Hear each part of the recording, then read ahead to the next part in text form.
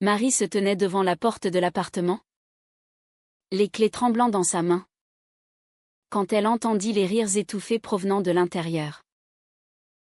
En poussant la porte, elle découvrit sa compagne, Sophie, enlacée avec une inconnue sur le canapé du salon. Le monde s'effondra autour d'elle, et dans un élan de rage, Marie claqua la porte si fort que les voisins alertèrent la police, marquant le début d'une spirale qui la mènerait à tout perdre. Ce soir-là, à Paris, sous une pluie battante qui semblait refléter les larmes qu'elle retenait, Marie erra dans les rues du Marais. À 28 ans, elle avait tout construit autour de Sophie, une vie discrète, loin des regards inquisiteurs de sa famille conservatrice en province. Sophie, avec ses 30 ans, son charisme irrésistible et son poste de cadre dans une agence de publicité, avait été son ancre dans ce monde hostile aux amours comme la leur. Mais maintenant, cette trahison la lacérait comme un couteau. Comment avait-elle pu ignorer les signes? Les retards au travail? Les messages effacés? Les parfums étrangers sur ses vêtements? Marie s'assit sur un banc mouillé, le cœur en miettes, se rappelant leur première rencontre 3 ans plus tôt, lors d'une manifestation pour les droits LGBT. Sophie l'avait approchée avec un café chaud et un sourire qui avait fait fondre ses défenses. Elles avaient parlé des heures, partageant des rêves d'un avenir libre de jugement. Pourtant, ce soir, tout cela semblait un mensonge. Le lendemain matin, Marie confronta Sophie dans leur appartement exigu de la rue des Francs-Bourgeois. Sophie, les yeux rougis par une nuit sans sommeil, tenta de s'expliquer. C'était une erreur, Marie. Juste une soirée trop arrosée au bureau. Elle ne signifie rien. Mais Marie, les bras croisés, sentait la colère monter. Une erreur? Et les messages que j'ai vus sur ton téléphone? Tu l'as appelé ma chérie.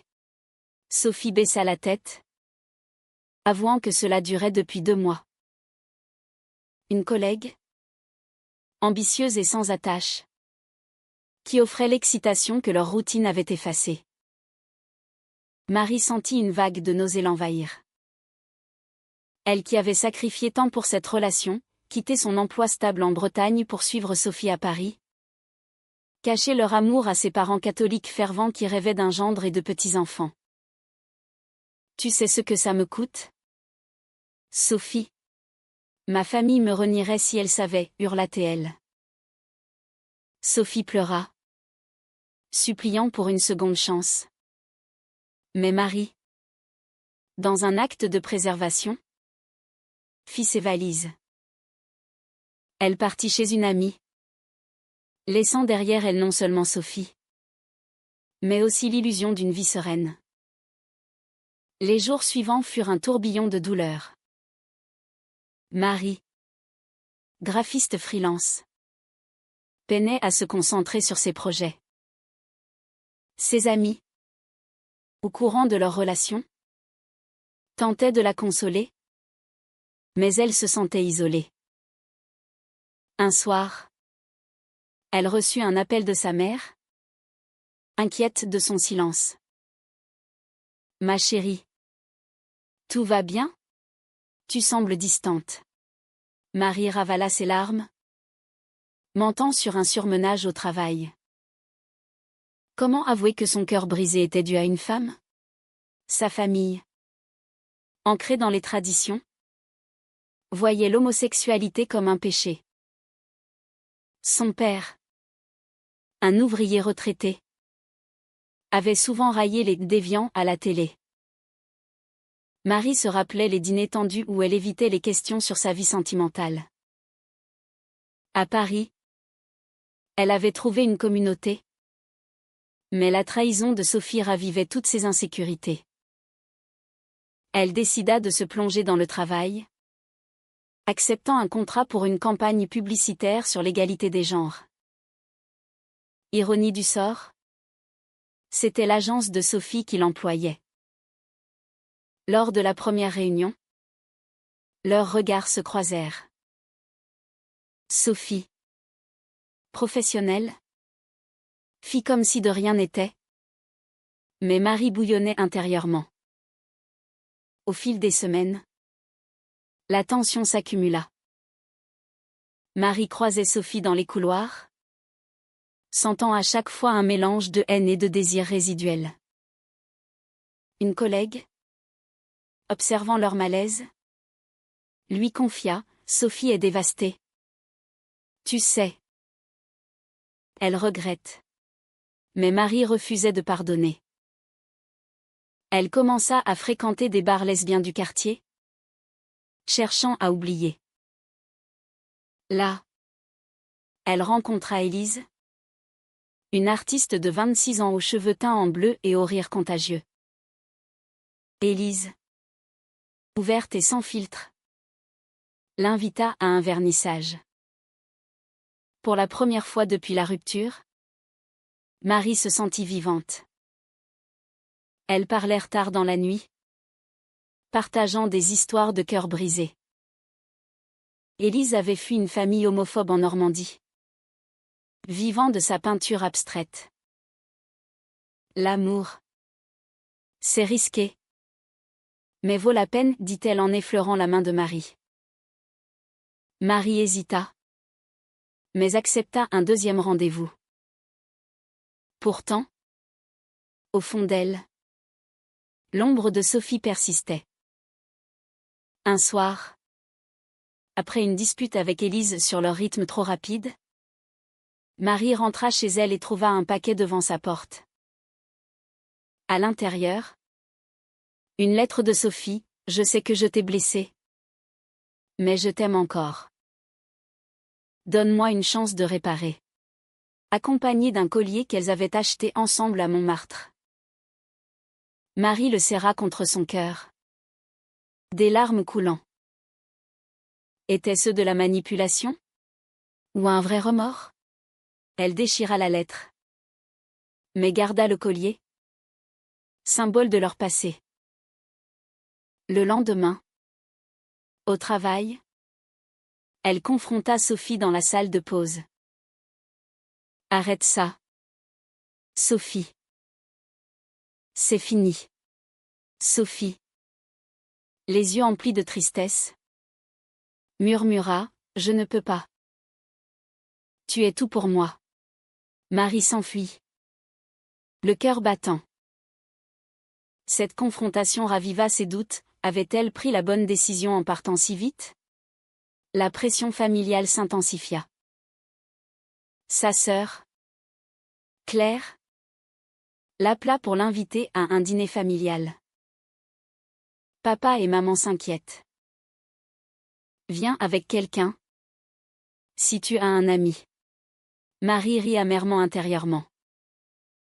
Elle décida d'y aller seule. Mais sur place, à Rennes, les questions fusèrent. Toujours célibataire. Ma fille, à ton âge, il faut penser à l'avenir. Son père ajouta, les jeunes d'aujourd'hui, avec leurs idées folles. L'homosexualité, c'est contre nature. Marie se tut, bouillonnant. De retour à Paris, elle confia à Élise son tourment. Élise l'encouragea, vis ta vérité. Marie, ne les laisse pas te définir. Elles passèrent la nuit ensemble. Mais Marie se réveilla en pleurs, hantée par Sophie. Les mois passèrent, et la relation avec Élise s'approfondit. Elles emménagèrent ensemble dans un petit studio à Belleville, quartier bohème de Paris. Élise, avec son énergie créative, apportait de la couleur à la vie de Marie. Elles peignaient ensemble, riaient des absurdités du monde et partageaient des rêves d'exposition commune. Pourtant, Marie sentait un vide. Sophie avait disparu de l'agence, mutée à Lyon pour un nouveau poste. Des amis communs murmuraient qu'elle était effondrée, buvant trop. Marie culpabilisait, avait-elle été trop dure? Un jour, elle reçut un message de Sophie: « Je respecte ta décision, mais sache que je pense à toi chaque jour. » Marie l'ignora. Mais le doute s'insinua. Au travail, Marie excella, obtenant une promotion. Mais la société française, malgré ses avancées, regorgeait de préjugés.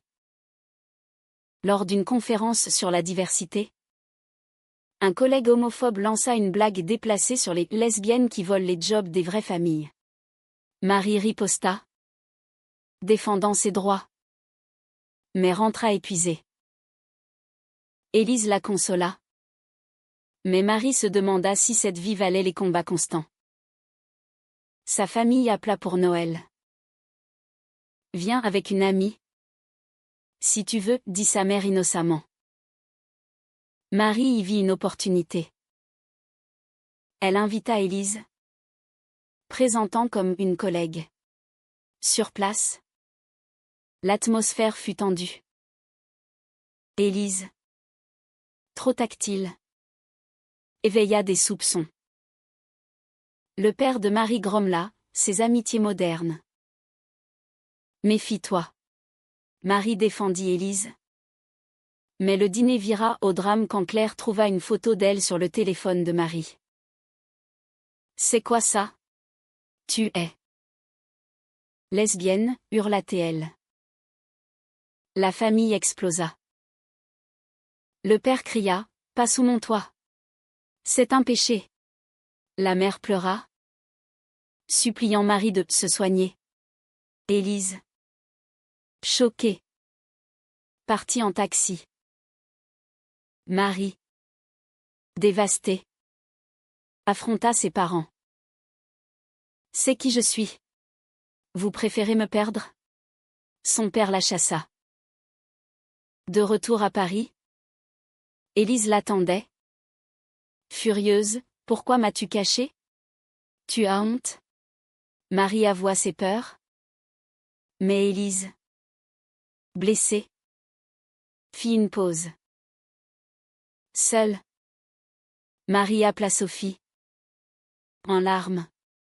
« J'ai tout perdu. » Sophie, à Lyon, écouta, offrant du réconfort. « Viens me voir. On peut parler. » Marie prit le train pour Lyon, le cœur en tumulte. Sophie l'accueillit à la gare, plus mince, les yeux cernés. Elles marchèrent le long du Rhône, Sophie s'excusant encore. « J'ai été stupide. La pression du travail, la peur de l'engagement. Mais je t'aime. » Marie confia ses tourments familiaux. Sophie la serra dans ses bras. Un geste familier qui raviva des flammes. Elles passèrent la nuit à parler, sans franchir de ligne. Le lendemain, Marie rentra, confuse. Élise l'attendait avec des valises. « Tu es allée la voir? C'est fini entre nous. » Marie supplia. Mais Élise partit, la laissant seule avec ses regrets. La solitude pesa. Marie se plongea dans le militantisme, rejoignant une association LGBT à Paris. Là, elle rencontra des histoires similaires: rejets familiaux, trahisons amoureuses. Cela l'aida à guérir, mais la nouvelle de la maladie de son père la frappa. Cancer, diagnostiqué tard. Sa mère l'appela: « Il veut te voir. » Mais Sans condition. Marie hésita. Aller signifierait peut-être renier son identité. Elle consulta une thérapeute, explorant ses conflits internes. L'amour vrai demande des sacrifices. Mais pas de soi-même, dit la psy. Marie décida d'y aller seule. À l'hôpital, son père, affaibli, murmura, « Je t'aime, ma fille. » Mais je ne comprends pas. Marie pleura, « Papa. C'est moi. Accepte-le ou perds-moi. » Il hocha la tête. Un début de réconciliation. Mais la mère resta distante. De retour, Marie reçut un appel de Sophie, « Je reviens à Paris. » Pour un nouveau départ? Marie, tentée, refusa. « J'ai besoin de me trouver d'abord. » Les semaines devinrent des mois. Et Marie reconstruisit sa vie.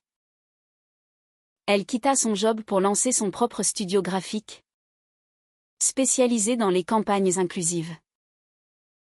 Le succès vint, avec des clients comme des ING pour les droits des femmes. Pourtant, les cicatrices persistaient. Élise lui envoya un message, « Bonne chance pour ton studio. » « Je suis fière. » Marie répondit poliment. Mais le passé brûlait. Sophie, de retour à Paris, évitait les contacts, respectant l'espace. Un jour, lors d'un événement LGBT à la Bastille, Marie croisa Sophie. Elles parlèrent civilement, Sophie avouant avoir suivi une thérapie pour ses problèmes d'engagement. « J'ai compris mes erreurs. » Marie, touchée, accepta un café. Elles se revoyaient sporadiquement, reconstruisant une amitié fragile. Mais les sentiments ressurgissaient. Marie confia à une amie, « Je l'aime encore. » Mais la trahison. L'amie conseilla, « Le pardon est un choix. Pas une faiblesse. » La famille évolua lentement. Sa mère appela plus souvent, posant des questions timides sur sa vie. C'est Élise. C'était plus qu'une amie. Marie avoua. Et la mère, après un silence, dit, « Je prie pour toi. » Pas l'acceptation totale, mais un pas. Le père, en rémission, envoya un message, « Viens nous voir. » Marie y alla, seule, et ils parlèrent ouvertement pour la première fois. « Je ne veux pas te perdre, » admit-il. Marie pleura de soulagement. Pourtant, un nouveau conflit surgit. Sophie fut promue, et leur agence fusionna avec celle de Marie en tant que freelance. Elles durent collaborer sur un projet. La tension sexuelle et émotionnelle était palpable. Lors d'une réunion tardive, Sophie confia, « Je n'ai jamais cessé de t'aimer. » Marie, vulnérable, l'embrassa. Un baiser passionné? Mais elle recula. Pas comme ça. Pas sans confiance. Sophie promit de changer. Mais Marie doutait. Élise réapparut, invitant Marie à son exposition. Là, Élise avoua, « Je t'ai quitté par peur. Mais je regrette. » Marie, confuse, refusa. « J'ai besoin de clarté. » Ce triangle émotionnel la tourmentait. Société, famille, cœur, tout se heurtait. Un soir, elle confronta Sophie, « Pourquoi m'as-tu trahi ?» Sophie pleura, peur de l'engagement, de la société qui nous juge. « J'ai saboté nous. Marie comprit, elles étaient toutes deux victimes de pression externe. La crise culmina quand la mère de Marie découvrit la reprise avec Sophie via un appel malencontreux. Tu recommences avec cette femme? Après tout ce qu'elle t'a fait? Marie défendit, l'amour n'est pas parfait. Maman. La mère menaça de couper les ponts. Marie. Déchirée. Choisis Sophie. Si vous ne m'acceptez pas. Tant pis. Ce choix la libéra. Mais coûta cher, isolement familial. Avec Sophie. Elles reprirent lentement. Thérapie de couple. Promesse de transparence. Elles emménagèrent dans un appartement plus grand à Montparnasse. La vie semblait s'apaiser. Mais les ombres persistaient. Des amis mettaient en garde Marie, et si elle recommence? Marie. Forte. Répondait, le risque fait partie de l'amour. Elles affrontèrent ensemble les préjugés, regards en public. Commentaires au travail. Sophie. Plus engagée. Rejoignit l'association de Marie. Un scandale éclata quand un collègue jaloux diffusa des rumeurs sur leur relation, menaçant leur carrière. Marie. Furieuse. Porta plainte pour harcèlement. Le procès fut épuisant, exposant leur vie privée. La presse locale s'en empara, titrant Amour lesbien au cœur d'un drame professionnel. La famille de Marie lut les articles. Son père appela, c'est vrai tout ça? Marie confirma. Et il soupira, je t'aime quand même. Un tournant. Élise, apprenant la nouvelle, envoya un cadeau, une peinture d'elle deux. Symbolique. Bonne chance. Marie la remercia, fermant ce chapitre. Mais la thérapie révéla des failles, Sophie avoua une enfance difficile. Avec des parents absents, expliquant son sabotage. Marie partagea ses insécurités familiales. Elles grandirent ensemble. La société évoluait, manifestation pour le mariage égal. Loi protectrice. Pourtant, des attaques persistaient. Un soir, en rentrant, elles trouvèrent des graffitis homophobes sur leur porte. Sophie paniqua. Mais Marie, résolue, appela la police. On ne se cache plus. Ce incident les unit plus. La famille tenta une réconciliation. La mère invita pour Pâques. Sophie hésita. Mais Marie insista. Sur place. Tension palpable. Le père serra la main de Sophie, si elle t'aime.